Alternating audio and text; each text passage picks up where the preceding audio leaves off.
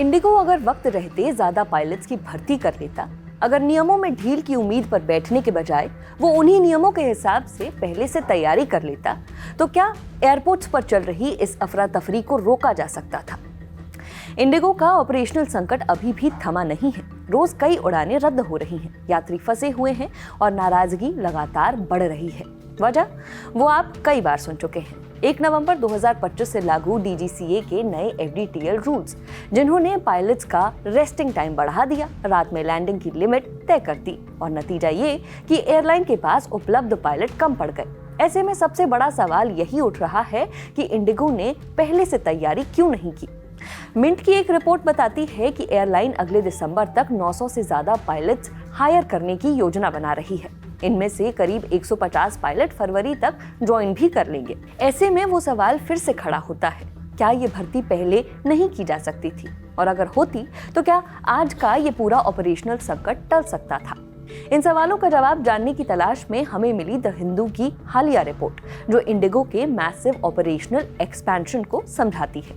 The Hindu की report बताती है कि इंडिगो का ऑपरेशन बहुत तेजी से बढ़ा, लेकिन पायलट्स की संख्या उतनी तेजी से नहीं बढ़ पाई। 2019 से 20 में इंडिगो के पास कुल पायलट्स का 44.6% हिस्सा था और वह कुल उड़ान घंटों यानी फ्लाइंग आवर्स का 42.1 हिस्सा संभाल रही थी। 2023 से 24 में पायलट हिस्सा थोड़ा कम होकर 43.6% रह गया, जबकि उड़ान के घंटे बढ़कर 50.9% तक पहुंच गए। इससे समझ आता है कि उड़ानें तेजी से बढ़ी, लेकिन पायलट्स की संख्या में इजाफा नहीं हो पाया। मतलब साफ है कि इंडिगो के पायलट्स थोड़े ओवरवर्क थे।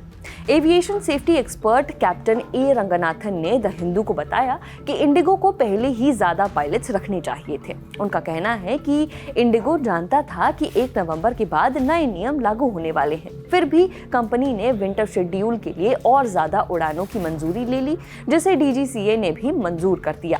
अब यहाँ एक सवाल और भी है। सवाल ये कि क्या पायलट्स की ज्यादा भर्ती करने से इंडिगो के मुनाफे पर बड़ा असर पड़ता? तो आंकड़े बताते हैं कि 2023 से 24 में इंडिगो ने 5038 पायलट्स पर कुल 31,217 मिलियन खर्च किए हैं, यानी औसतन हर पायलट पर 6.2 मिलियन सालाना खर्च आता है। ये खर्च एयर इंडिया की तुलना में थोड़ा कम है और स्पाइस जेट से ज्यादा। अगर इंडिगो 900 और पायलट रखता है तो सालाना करीब 5,500 मिलियन का एक्स्ट्रा खर्च आता, लेकिन ये खर्च इंडिगो के फायदे के मुकाबले बहुत छोटा है। कंपनी का मुनाफा 2023 से 24 में 81.6 बिलियन और 2024 से 25 में 72.5 बिलियन था, यानी नए पायलट रखने का खर्च उसके मुनाफे का सिर्फ 6 से 8% है। इसका मतलब ये है कि इंडिगो बिना ज्यादा नुकसान के पहले ही तैयारी कर सकता था और ये संकट टल सकता था।